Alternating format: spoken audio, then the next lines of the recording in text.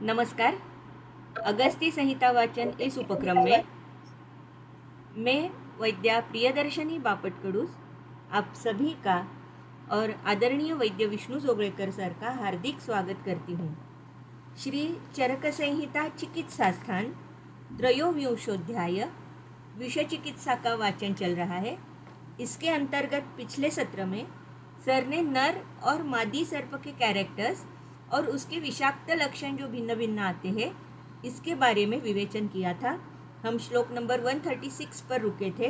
मैं सर से अनुरोध करती हूँ कि अध्याय वाचन का प्रारंभ करें।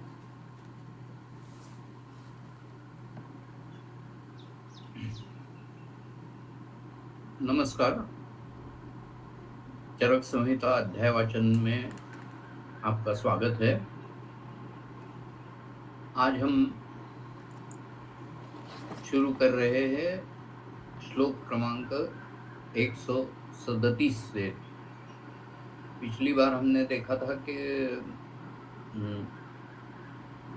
राज्यमान मंडली दरवीकर ये सर्प कौन से वय में सबसे ज्यादा विषैले होते हैं। एक बार रिमाइंडर करता हूँ।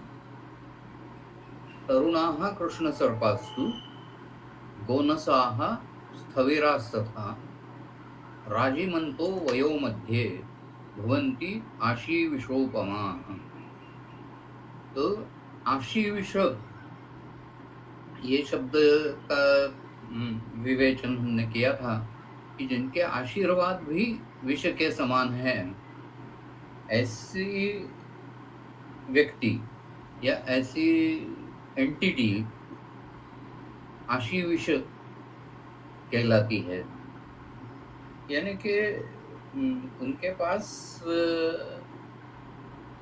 आपको कुछ भी सुकून नहीं मिलेगा, सिर्फ विष ही मिलेगा। तो ऐसे अत्यंत विषैले व्यक्ति को या प्राणी को, पक्षी को या वनस्पति को या कृत्रिम पदार्थ को आशीविष कहा जाता है, एक्सट्रीमली टॉक्सिक। तो जो कृष्ण सर्प यानी दरवीकर सर्प है, कोबराज है, वो तरुण जब होते हैं तो उनका विष सबसे ज्यादा होता है। गोनस या घोणस, वाइपर्स, स्थविरास तथा वो बूढ़े जब होते हैं तो ज्यादा विषैले होते हैं। राजीमंतो वयो मध्ये, राजीमान सर्प जो होते हैं वो प्रौढ़ वय में आशीविशोपम यानी अत्यंत विषैले होते हैं। अभी आगे बढ़ते हैं। सर्पदंष्ट्राः चतस्रस्तु तासां वाम अधरा सिता पीता वाम उत्तरा दंष्ट्रा रक्त शावा अधरोत्तराः। यानी सांप के 4 जो विषैले दांत होते हैं उसके रंग का वर्णन यहाँ किया है। जो बाई बाजू की नीचे वाली दंष्ट्रा है वो सफेद होती है। बाएं बाजू की ऊपर वाली जो होती है वो पीत वर्ण की होती है।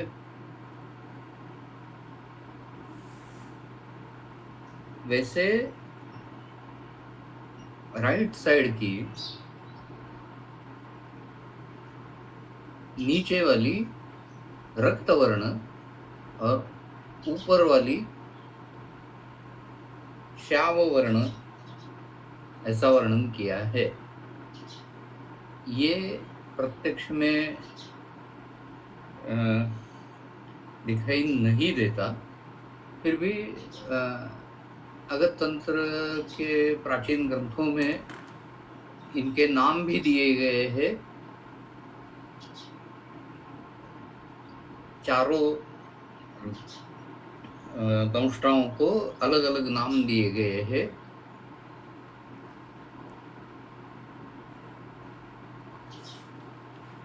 लेकिन वो वास्तव या प्रत्यक्ष के आधारित नहीं है, सिर्फ ग्रंथों में दिए हैं। इसलिए हम कहते हैं जो ऊपर वाले दो दांत रहते हैं, दाएं और बाएं, वो ही विष इंजेक्ट करते हैं। तो सिर्फ ऊपर वाले दो दांत विष इंजेक्ट करते हैं, और ये विष उन दांतों के मूल के पास जो विष ग्रंथि होती है वहां इकट्ठा हो जाता है। और जब दंश करता है सांप, तो ये विष ग्रंथि से उत्पन्न विष ये दंष्ट्रा के माध्यम से दंश में चला जाता है। वहां हमने पहले ही देखा है कि दर्वीकर या राजमान सर्पों के जो दांत होते हैं वो फिक्स रहते हैं। 1 सेंटीमीटर तक उनका डेप्थ रहता है। बाइट का डेप्थ 1 सेंटीमीटर तक रहता है। उनमें ऐसा कलर का डिफरेंस नहीं देख पाते। हम सर्पोद्यान में जाके देख भी सकते हैं, लेकिन ये दंष्ट्राओं का रंग जो बताया गया है वो काल्पनिक लगता है। वो शेड्स अलग अलग हो सकते हैं, जैसे कि हर आदमी के दांतों का शेड अलग रहता है, उस तरह हर सांप के दांतों का शेड अलग रहेगा। तो यन मात्रः पतते बिंदुः गोबालात् सलिलोद्धृता वामाधरायां दंष्ट्रायां तन्मात्रं स्याद अहेर्विषम। तो ये वॉल्यूम के हिसाब से कहा गया है कि गाय का बाल, ये गाय की पूंछ का बाल लेते हैं, वो पूंछ का बाल पानी में डुबोया और ऊपर देखा तो उसमें से एक बिंदु में जितना पानी गिरता है उतना ही मान ये वामाधर दंष्ट्रा जो है, यानी बाएं ओर की निचली दंष्ट्रा, उसमें एक बिंदु विष रहता है। एक द्वि त्रि चतुर्वृद्ध विषभाग उत्तरोत्तराः सवर्णास्तत्कृता दंशाः बहुत्तरविषाः वृषाः। तो वाम अधर दंष्ट्रा से एक बिंदु, वाम उत्तर दंष्ट्रा से 2 बिंदु, दक्षिण अधर दंष्ट्रा से 3 बिंदु और दक्षिण ऊपरी दंष्ट्रा से 4 बिंदु, ऐसा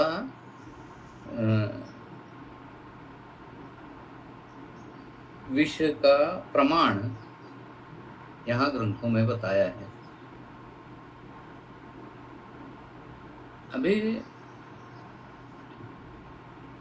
ये विष का जो प्रमाण रहता है वो अगध तंत्र में या टॉक्सिकोलॉजी में कहे, वहाँ हम उसके फैटल डोज के हिसाब से देखते हैं। हर एक दंष्ट्रा का ये जो अलग अलग दिया है, ये वास्तव में उतना नहीं है।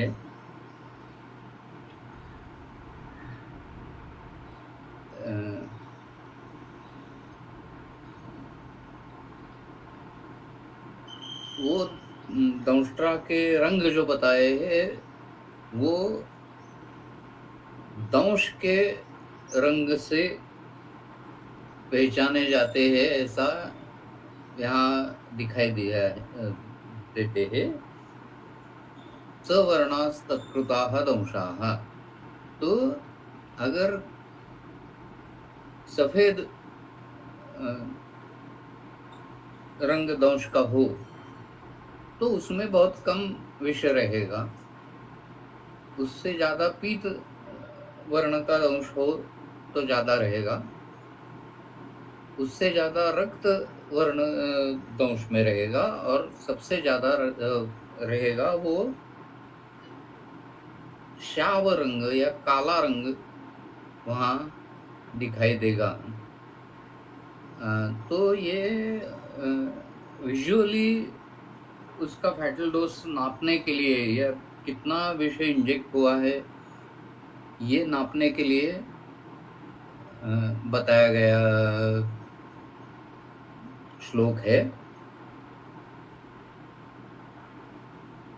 दंष्ट्रा के रंग वैसे नहीं होते हैं, लेकिन दंश के रंग अलग अलग होते हैं, और वो दंश में कितना विष जाता है उसके ऊपर डिपेंड करते हैं। विष इंजेक्ट जो होता है वो सिर्फ 2 ही दंष्ट्रा से इंजेक्ट होता है, लेकिन यहाँ 4 दंष्ट्रा का वर्णन है। तो वो कंटेमिनेशन हम कह सकते हैं कि जो विष ऊपरी दंष्ट्राओं से आया है वो नीचे वाले दांतों पे लग जाएगा और उससे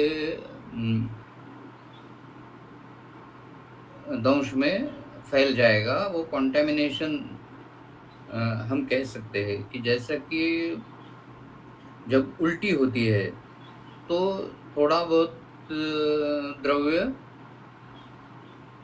ट्रकिया में या श्वासन नलिका में जाता है, और उससे फिर न्यूमोनिया भी हो सकता है, एस्पिरेशन न्यूमोनिया जिसे कहते हैं। तो वो ही तरीका यहाँ हो सकता है, ऐसा हम कह सकते हैं।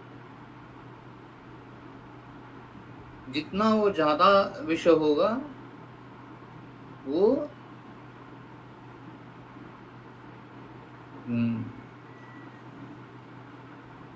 अभी यहाँ भ्रुश ऐसे शब्द का वर्णन किया है। तो भ्रुश का एक अर्थ है बारंबार, लेकिन यहाँ भ्रुश इति दुःख साध्याः। तो दंश का रंग जो है उससे उसकी सुख साध्यता या कष्ट साध्यता या असाध्यता इनका पता लगाने के लिए, एक नजर में पता लगाने के लिए ये बताया गया है।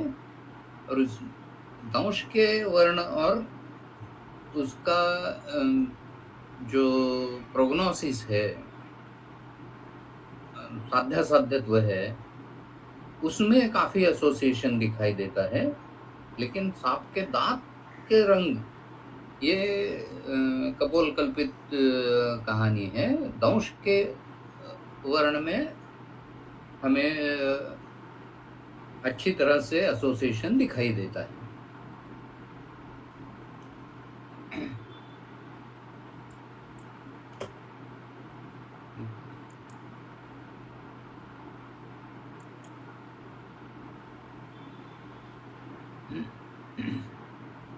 अभी अगला श्लोक।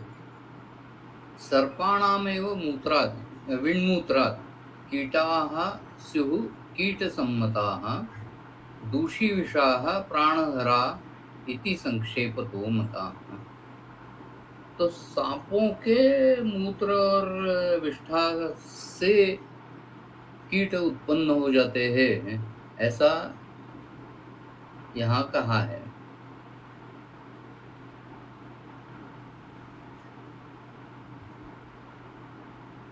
कीट, ये कीट स्वरूप जो सांपों का कीट स्वरूप जो है उसमें से उत्पत्ति है, इसलिए उन्हें कीट कहा गया है। बायोलॉजी के हिसाब से ऐसा बिल्कुल नहीं होता। हर एक कीट की लाइफ साइकिल अलग अलग है। सांपों के मूत्र से या विष्ठा से कीटों की उत्पत्ति ऐसा यहाँ लिखा गया है, वो बायोलॉजी को बिल्कुल सम्मत नहीं है।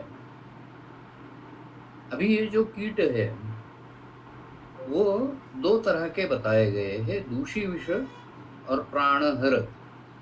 दूषी विष कीट, इसका मतलब है वो दीर्घकाल तकलीफ देते हैं लेकिन जान नहीं लेते, और दूसरे है वो जानलेवा साबित हो सकते हैं। तो ये वर्गीकरण ठीक है, लेकिन जो उत्पत्ति कही गई है वो प्रत्यक्ष में दिखाई नहीं देती।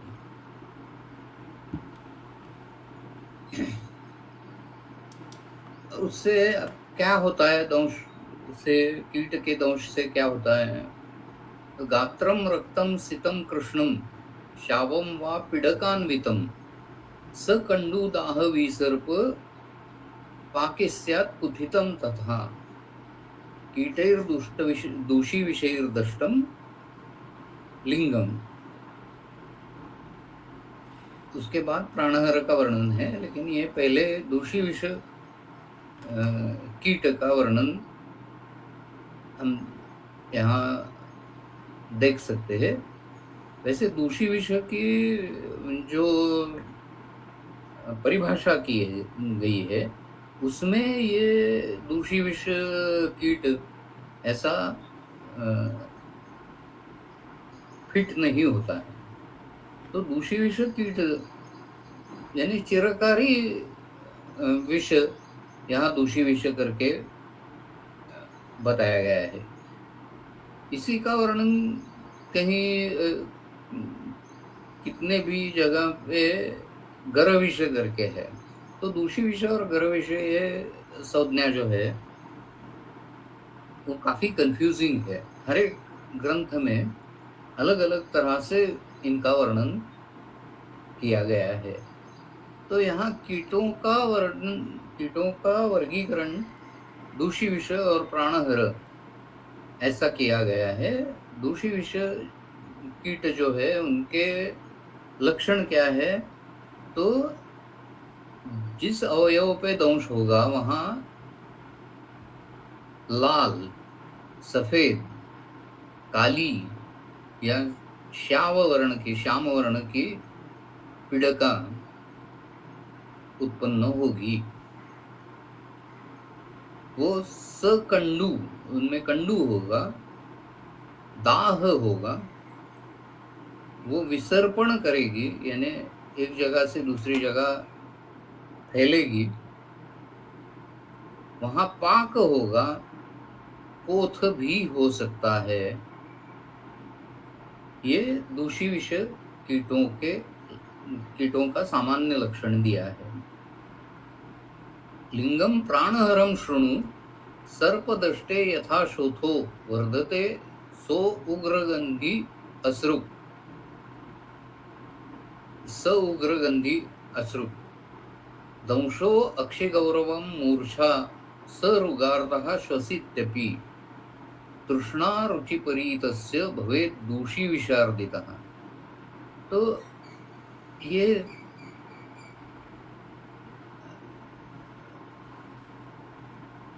यहाँ दूषी विशार्दित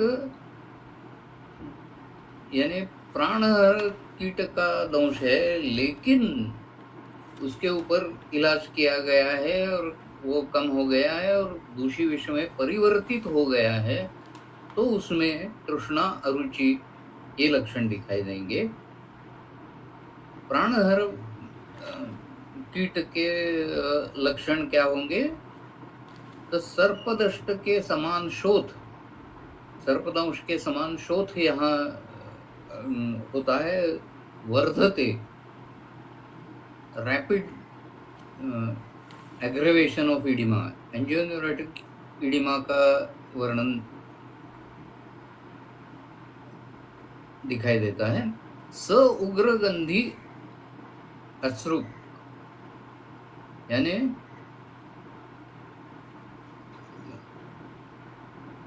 उनके रक्त को बहुत उग्र गंध आता है। हम बेड बग्स में देख सकते हैं एक प्रकार का बुरा गंध उसमें से आता है। तो ऐसा बहुत सारे कीटों में ऐसा गंध आता है। दंश गौरव, अक्षि गौरव, उग्रगंधी अश्रु दंश, ऐसा भी हम इसका शब्द वाक्य योजना में कर सकते हैं। तो उग्रगंधी अश्रु दंश, यानी दंश से उग्रगंधी रक्त आ रहा है, इस तरह का वर्णन यहाँ दिखाई देता है। तो ये बदबू जो है वो दंश से आने में बहुत देर लगती है, यानी इतना जल्दी जैसे ही काट लिया तो एकदम उग्रगंधी अश्रु बाहर निकल गया, ऐसा तो नहीं होता। वहाँ इन्फ्लेमेशन की प्रोसेस जब होती है, जब वहाँ पस हो जाता है, तो उसके बाद उसका गंध बहुत उग्र होता है, लेकिन इमीडिएटली नहीं होता। अक्षि गौरव, मूर्छा, ये भी होता है। सरुगार्थः श्वसित्यपि, उसको बहुत वेदना होती है और सांस की गति बढ़ जाती है, श्वास लक्षण पैदा होता है। तृष्णा अरुचि परितस्य भवेद दूषी विषार्दितः, इसका वर्णन हमने पहले किया है। अभी ये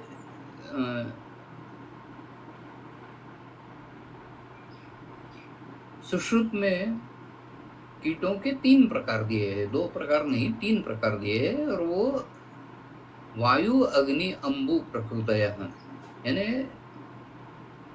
वात प्रकोपक, पित्त प्रकोपक और कफ प्रकोपक। फिर सन्निपातिक कीट भी बताए गए हैं और उनका डिटेल वर्णन सुश्रुत संहिता में है। तो यहाँ 2 ही क्लासेस में वर्गीकरण दिया है, सुश्रुत में 4 क्लासेस में दिया है। तो इनमें कुछ तो मतभेद जरूर है। तो अभी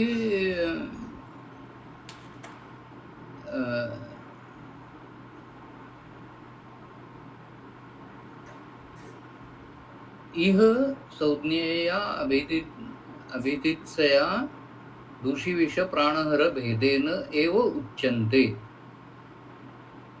तो सुश्रुत भले ही कुछ भी कहो, हम तो दूषी विष और प्राणहर ऐसा ही विभाजन करने वाले हैं, ऐसा दुर्बल जी ने यहाँ बताया है, और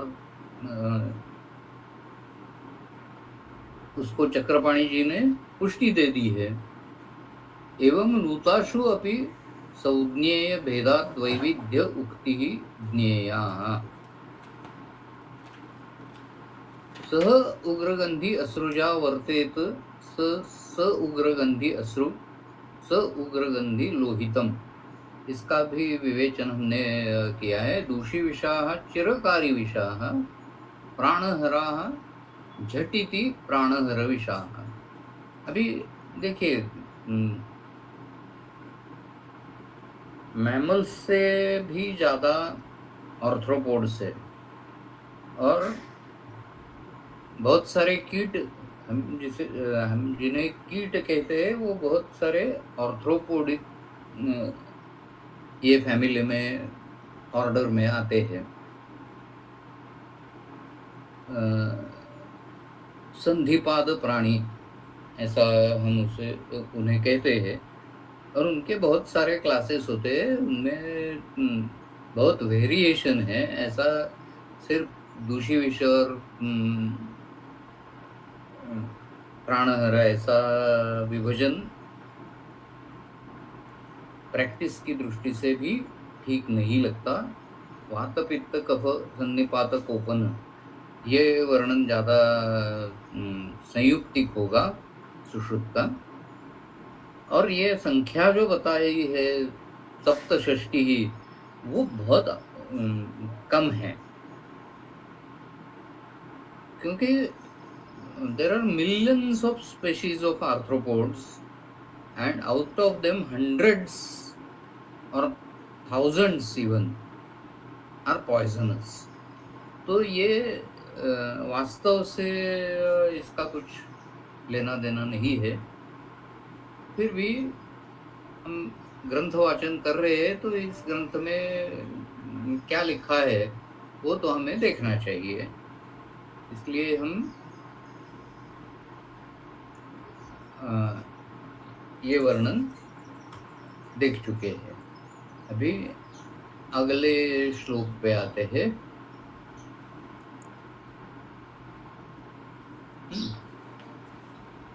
तो अभी दंशस्य मध्ये यत् कृष्णं शावं वा जालकावृतं दग्धाकृति भृशं पाकी क्लेदशोथ ज्वरान्वितं दूषी विषाभिर्लूताभिस्तं दष्टम् इति निर्दिशेत्।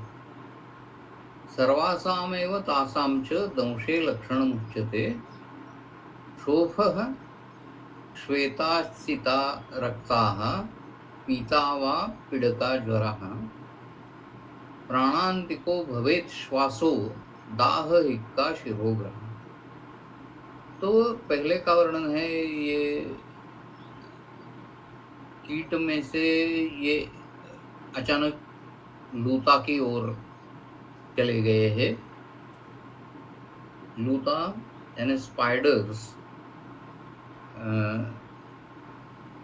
मैक्सिमम आर्थ्रोपोड्स हम जो देखते हैं वो 6 पाँव वाले होते हैं, षटपद प्राणी होते हैं। लूता 8 पैर होने वाली प्रजाति है। तो स्पाइडर में कुछ ब्लैक विडो स्पाइडर जैसे डेडली स्पाइडर्स होते हैं। बाकी के स्पाइडर्स में कम ज़्यादा ऐसा वेरिएशन, स्पेक्ट्रम बहुत है। कभी कभी कुछ भी नहीं होता, कभी कभी बहुत तकलीफ होती है। कभी कभी ब्लैक विडो स्पाइडर जैसा स्पाइडर अगर है तो वहाँ प्राणनाश हो सकता है। तो ये स्पेक्ट्रम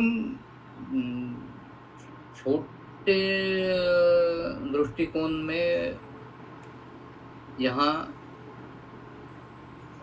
बंदिस्त किया है, ऐसा मेरा मानना है। सिर्फ 2 ही क्लासेस में उसका वर्गीकरण वगैरह वगैरह, ये सिर्फ सामान्य की ओर जा रहे हैं, विशेष की ओर बिल्कुल नहीं जा रहे। क्योंकि स्पाइडर्स, ये जो ऑर्डर है एराक्निडा फैमिली, वहाँ मिलियंस ऑफ स्पेशीज है, तो उनका वर्णन इतना सामान्य करने से ज़्यादा चिकित्सा को तो फायदा नहीं है। जो सुश्रुत का विभाजन है, वर्गीकरण है, वो चिकित्सा के लिए उपयुक्त है। तो अभी ये देखते हैं कि दंशस्य मध्ये, दंश के मध्य में कृष्ण शाव जालकावृत दग्धाकृति, ऐसा दिखाई देता है। दंशस्य मध्य क्या होता है, तो पेरीफेरी में अलग दिखाई देगा, लेकिन सेंट्रल रीजन में हमें कृष्ण या शाव वर्ण दिखाई देगा। वहाँ जाल का वृत्त ऐसा वहाँ उसको विलाय कर कहते हैं, तो इस तरह से जाल पैदा होगा। लोकल कैपिलरीज के इन्फ्लेमेशन से वहाँ ऐसा व्हील जैसा लक्षण पैदा होगा। दग्धाकृति तो काला भी हो सकता है, जले जैसा भी हो सकता है। भृशम पाकी, अभी भृश पाकी, यहाँ भृश शब्द का अर्थ जल्दी ऐसा लेना होगा। तो भृश शब्द के बहुत सारे अर्थ है, तो हर एक जगह भृश का जो अर्थ होगा वो अलग अलग होगा। तो देखते हैं शब्द कल्पद्रुम में क्या है लिखा है।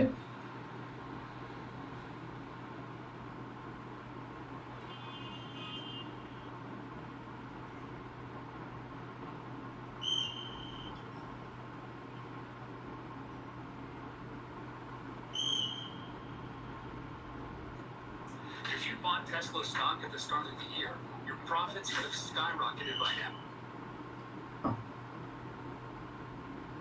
भृश अधपते इति कवि कल्पद्रुमः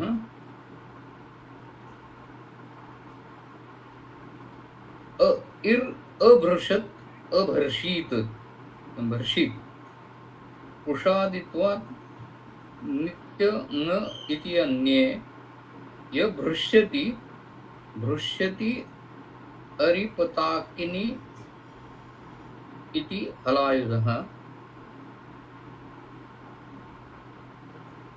परतने या स्टर फ्राई जैसे कहते हैं, इस तरह का जो है शब्द वो भृश का एक अर्थ है।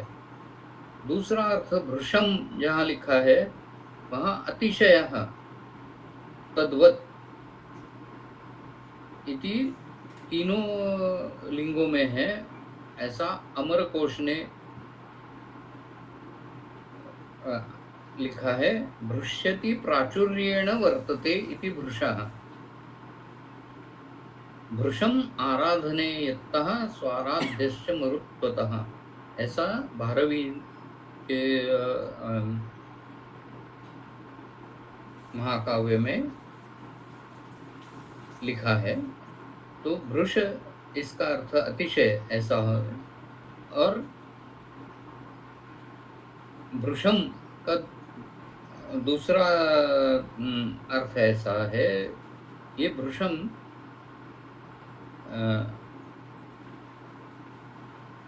प्रकर्षार्थः मुहुरर्थः शोभनम इति शब्दरत्नावली। तो प्रकर्ष और वारंवारिता ऐसे दो प्रमुख अर्थ इसके निकलते हैं। ये भृशम पाकी, इसका अर्थ यहाँ हमें शीघ्र पाक होना, ऐसा कह सकते हैं। क्लेद उत्पन्न होता है, शोथ उत्पन्न होता है और ज्वर भी उत्पन्न होता है। तो दूषी ऐसे लक्षण दिखाई दिए तो दूषी विषाभिर्लूताभिः तम दष्टम इति निर्दिशे।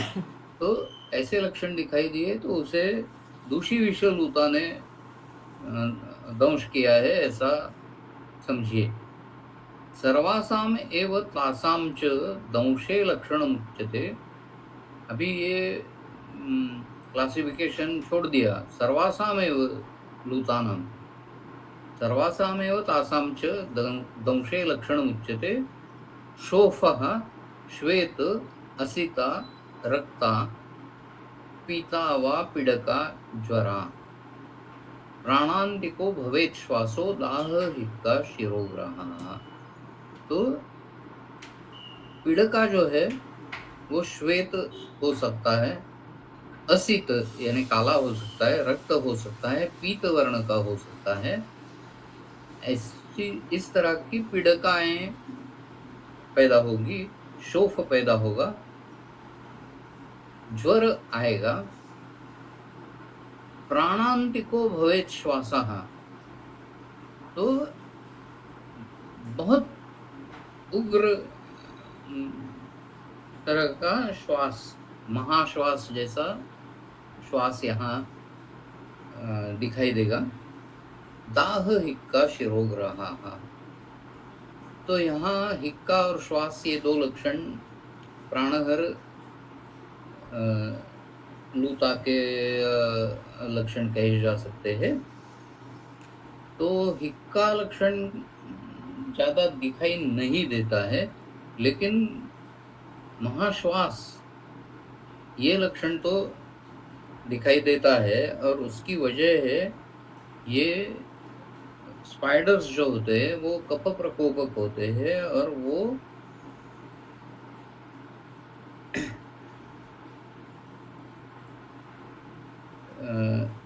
जो हमारी ऑटोनोमस नर्वस सिस्टम है उसमें दो प्रकार होते हैं, सिंपैथेटिक और पैरासिम्पैथेटिक। तो लूता जो है, स्पाइडर जो है, वो पैरासिम्पैथेटिक नर्वस सिस्टम को चालना देता है। अभी इन दोनों सिस्टम्स में फर्क क्या है? तो सिंपैथेटिक नर्वस सिस्टम जो है वो हमें लड़ाई के लिए तैयार करती है या भाग जाने के लिए तैयार करती है।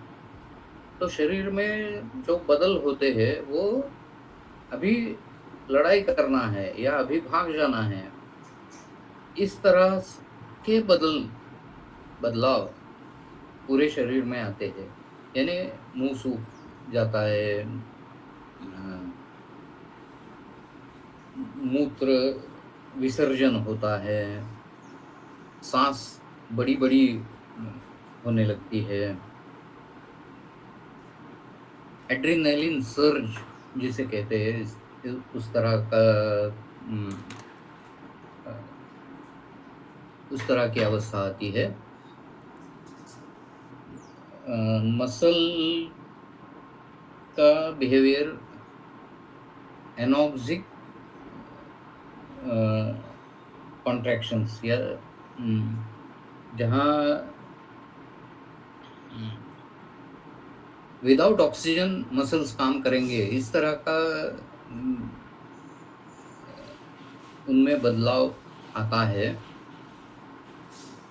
जिससे कि लड़ाई करना है तो भी तैयार है, भाग जाना है तो जल्दी भाग सके इसलिए भी तैयार है।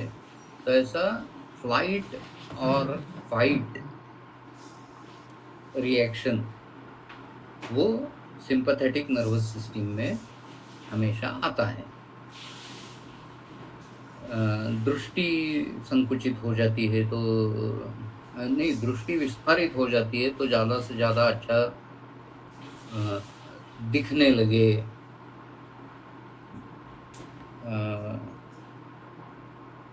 जब अंधेरा हो तब भी अच्छा दिखने लगे, इस तरह के चेंजेस सिंपैथेटिक नर्वस सिस्टम से होते हैं। और पैरासिम्पथेटिक नर्वस सिस्टम क्या करती है, वो रिकवरी की सिस्टम है। उससे हृदय की गति मंद हो जाएगी, सांस की गति मंद हो जाएगी, सभी बायोलॉजिकल एक्टिविटी कम हो जाएगी, रिपेयर एक्टिविटी बढ़ जाएगी। जहाँ जहाँ भी जख्म है वहाँ उसका इलाज होगा, रिपेयरिंग पूरा शरीर का होता है। तो दिन में हम ज़्यादातर सिंपैथेटिक नर्वस सिस्टम पे चलते हैं और रात को पैरासिम्पैथेटिक पे चलते हैं, तो रात को नींद आती है। और जो भी दिन में ट्रॉमा हो जाए, आघात हो जाए, जख्म हो जाए, जो भी नुकसान दिन में हो गया है वो रात में पूरा हम साफ कर लेते हैं। मॉलिक्यूलर लेवल पे भी यही दिखता है। क्रोनोबायोलॉजी में हम अगर जाके देखें तो रात में रिपेयर का काम होता है, दिन में एक्टिविटी ज़्यादा बढ़ती है। तो ये सब विवरण करने का कारण ये है कि लूता ये पैरासिम्पथेटिक नर्वस सिस्टम को तेज कर देती है, एक्टिवेट कर देती है। तो उसमें एक्टिविटीज, मसल पावर कम होती है, मसल रिलैक्सेशन होता है। वो इतना रिलैक्सेशन होता है कि रेस्पिरेटरी मसल्स जो सपोर्टिंग रेस्पिरेटरी मसल्स है, उनमें जब रिलैक्सेशन आता है तो सांस लेना मुश्किल हो जाता है। तो एक तरह का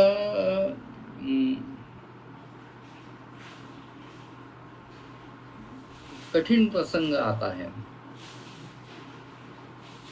कि सांस लेने की आवश्यकता तो है, लेकिन सांस लेना भी मुश्किल है।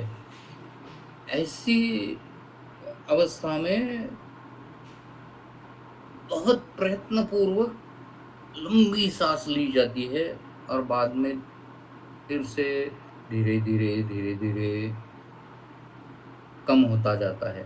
तो ऐसा पीक एक दिखेगा और उसके बाद रेस्पिरेटरी ग्राफ अगर हम देखेंगे तो धीरे धीरे कम होता जाएगा, फिर स्पाइक आएगा, फिर धीरे धीरे कम होता जाएगा। इस तरह का जो रेस्पिरेटरी पैटर्न जो दिखाई देता है वो लूताओं में दिखाई देता है। तो उसे प्राणांतिक श्वास, वैसे टेक्निकली इसे छिन्न श्वास कहना चाहिए, लेकिन वहाँ प्राण खतरे में है, इसलिए प्राणांतिक श्वास ऐसा कहा है, महाश्वास ऐसा भी नहीं कहा है। छिन्न श्वास यहाँ दिखाई देता है, इक्का कम दिखाई देती है। दाह होता है, शिरोग्रह होता है, वो तो बहुत सारी चीजों में होता है। अभी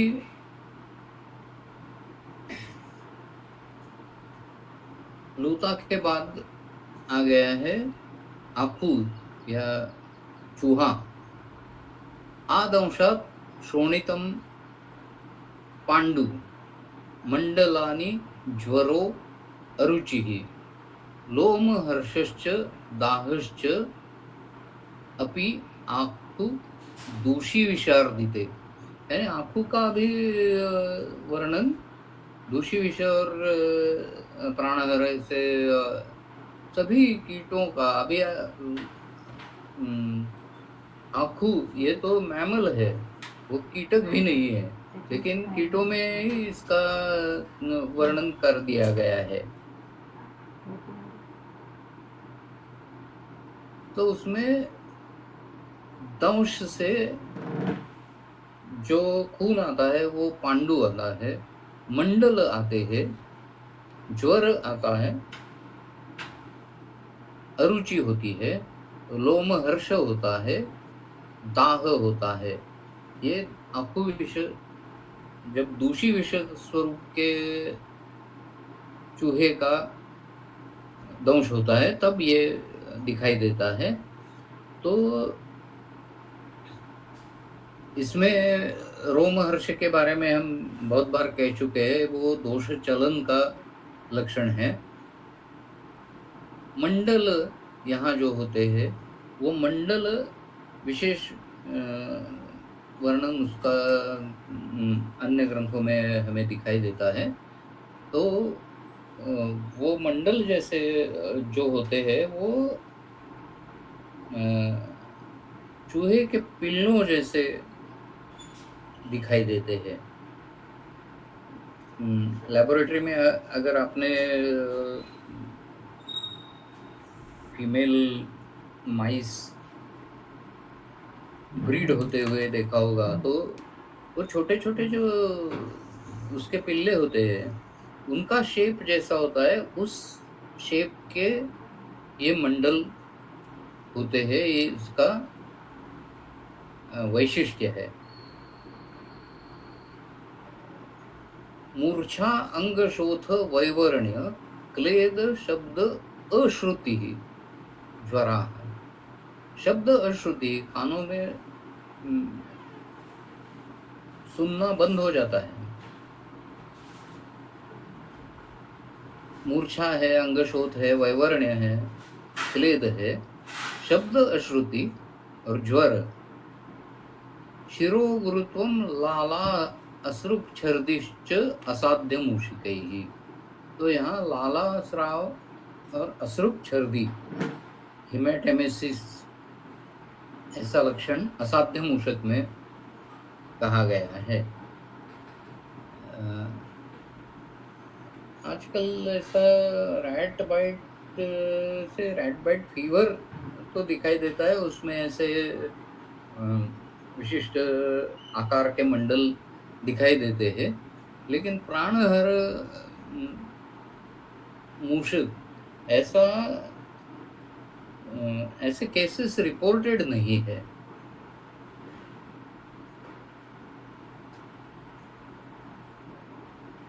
श्यावत्वम अथ कार्ष्ण्यम वा नानावर्णत्वमेव वा मोहः पुरीशभेदश्च दष्टे स्यात् कृकलासकैः। अभी एक अलग किस्म का प्राणी आ गया, क्रुकलास। क्रुकलास ये रेप्टाइल है। उनका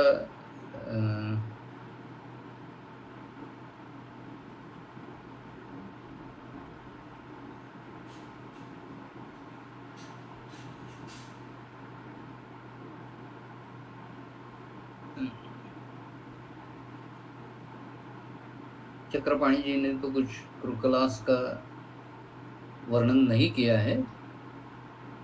और रेप्टाइल है, पाल, सरडा, इस तरह का रेप्टाइल है। कई लोग उसे शैमेलियन भी मानते हैं। तो ऐसे क्रुकलास के दंश से मोह पुरीश भेद होता है, यानी कंफ्यूजन होता है और जुलाब हो जाते हैं, पुरीश भेद होता है, तो फोर्सफुल इवैक्यूएशन बॉयल्स ऐसा होता है। दहती अग्निरिवादौ तु भिन्नति वा ऊर्ध्वमाशु च वृश्चिकस्य विषम दंशे विषम याति दंशे पश्चात तो तिष्ठति। अभी क्रुकलास के बाद वृश्चिक आ गया, तो वृश्चिक दंश ये काफी महत्वपूर्ण दंश है, जो जिसका इंसिडेंस बहुत है।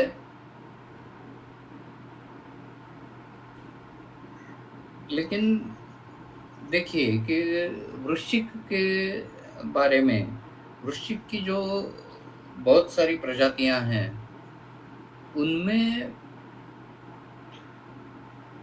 3-4 प्रजातियां ऐसी है जो प्राणघातक है। बाकी के सभी वृश्चिकों में वेदना बहुत होती है, लेकिन सेल्फ लिमिटिंग रहता है, अपने आप कम हो जाता है। यहाँ जो वर्णन किया है वृश्चिकस्य विषम, उससे बहुत ज़्यादा वर्णन करना चाहिए था, लेकिन यहाँ तो नहीं किया गया है। दहती अग्निरिवादव, चटका बसल्याप्रमाणे सुरुवातीला जैसे कि अंगारे से हाथ लगाया हो, इस तरह का अग्नि दग्ध जैसा दाह ये सर्प वृश्चिक दंश में होता है। भिनति ऊर्ध्वम आशुच, वो असेंडिंग प्रोग्रेशन उसमें दिखाई देता है। नीचे से ऊपर तक वो दाह बढ़ता जाता है। वृश्चिकस्य विषम याति दंशे पश्चात तो तिष्ठति, तो वृश्चिक विष ऊपर जा रहा है ऐसा यहाँ बताया गया है। वैसा होता तो नहीं है। वृश्चिक का जो विष है वो रक्त के माध्यम से फैल जाएगा तो थोड़ा सा फैल जाएगा, लेकिन ज़्यादातर दंश में ही स्थिर रहता है। ये जो असेंडिंग पैटर्न ऑफ पेन है, बर्निंग पेन, वो न्यूरोलॉजिकल है।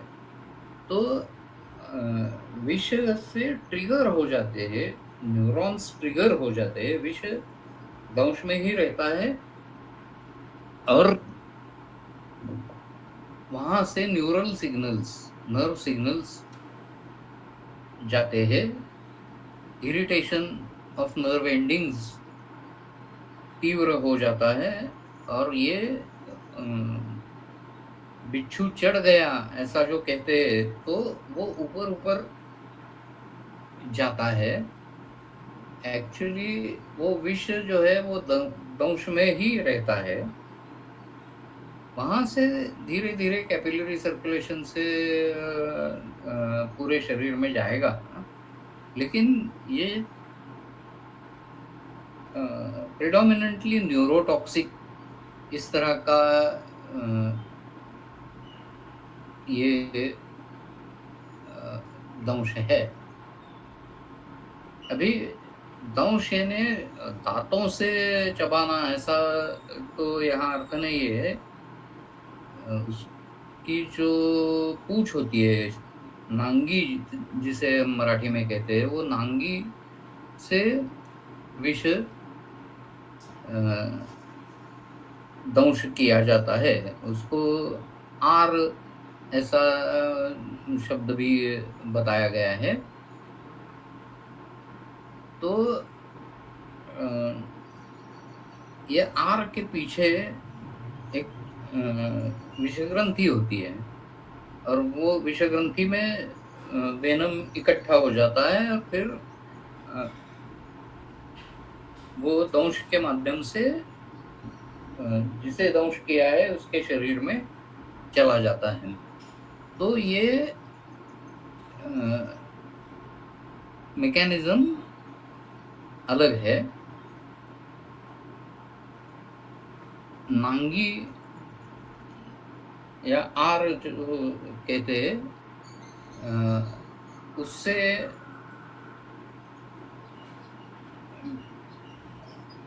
विष इंजेक्ट किया जाता है।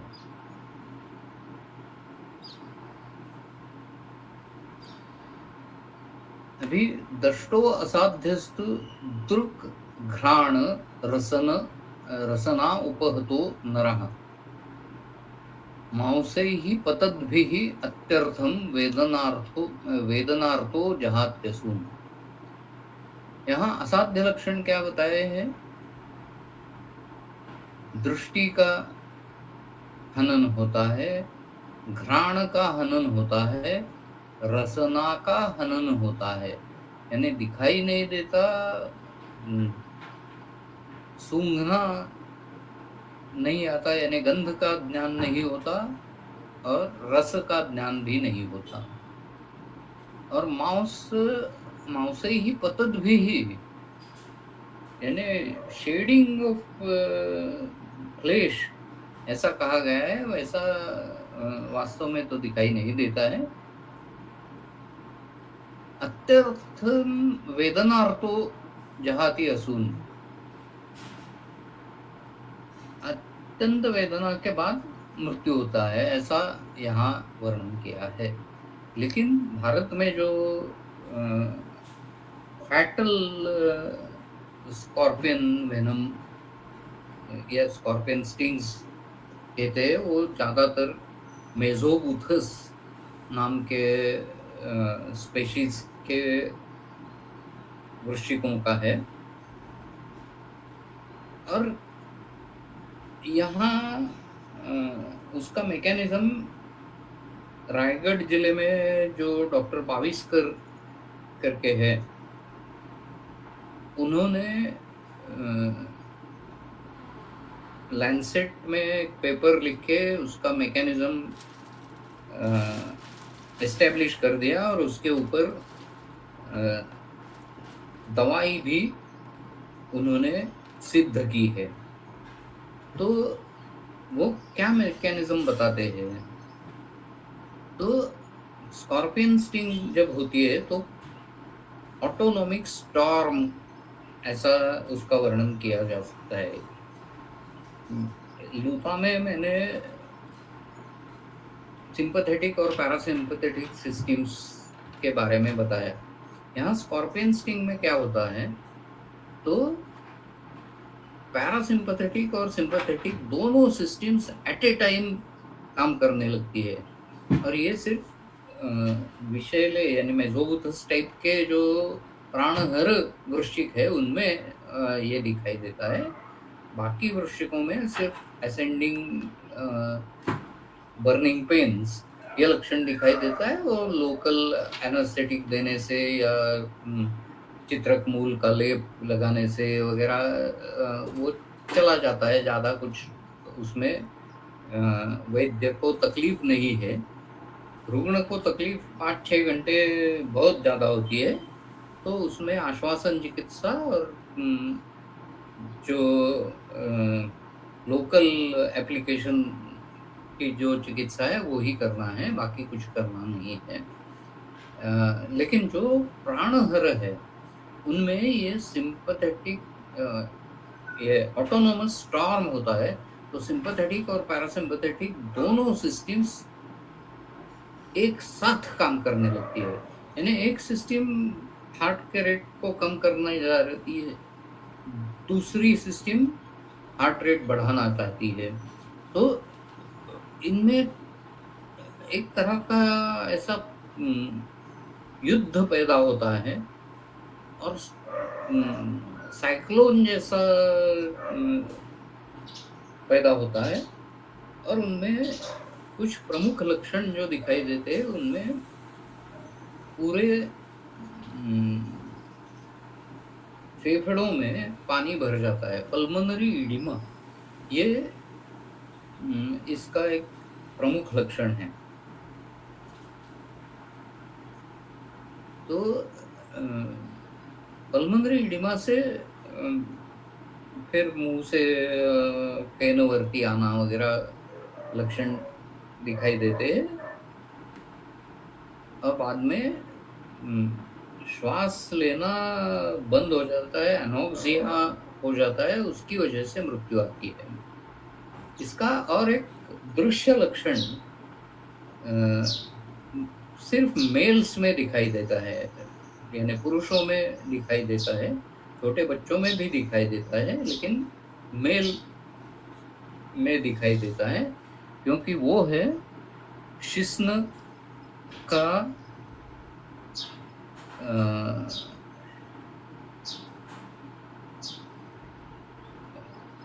स्ट्रॉन्ग इरेक्शन, यानी प्रियापिज्म, ऐसा उस लक्षण को कहते हैं।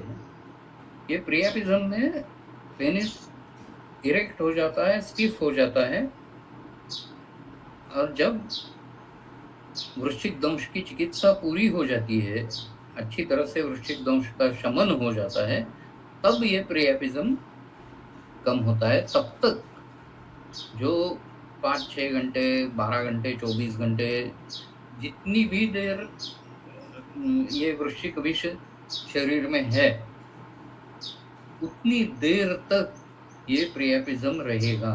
ये फीमेल्स में ये लक्षण नहीं देख पाते, लेकिन मेल्स में ये लक्षण देख पाते हैं। इसके ऊपर डॉक्टर भाविस्कर ने बहुत सारा काम किया है। उन्होंने अल्फा ब्लॉकर प्राजोसिन नाम की दवा इसके ऊपर इफेक्टिव है, ऐसा दिखाई दिया है। और गुहागर के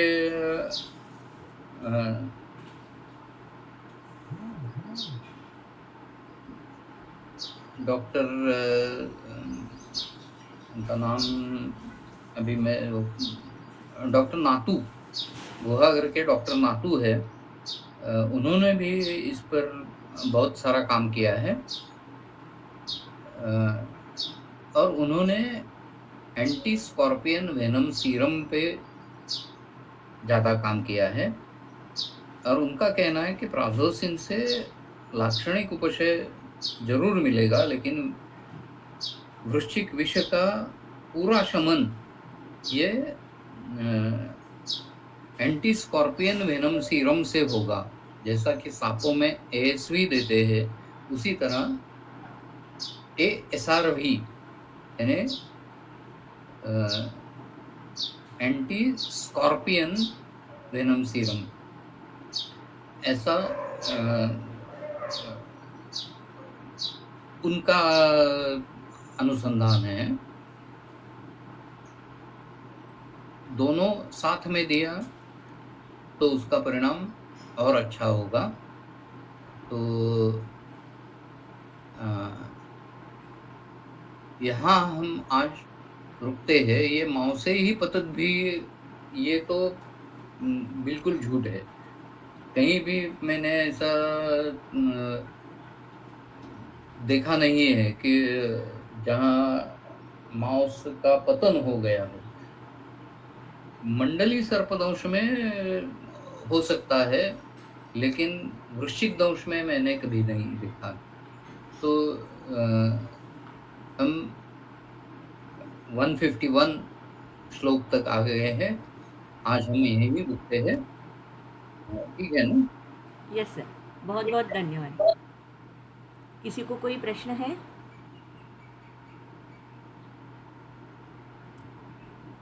और अगर नहीं है तो आज के लिए हम यहीं पर रुक रहे हैं। बहुत बहुत धन्यवाद सर।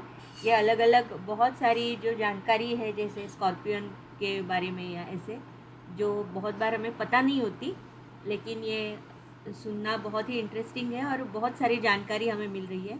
तो बहुत बहुत धन्यवाद। आज यहीं पर रुक रहे हैं। Thank you.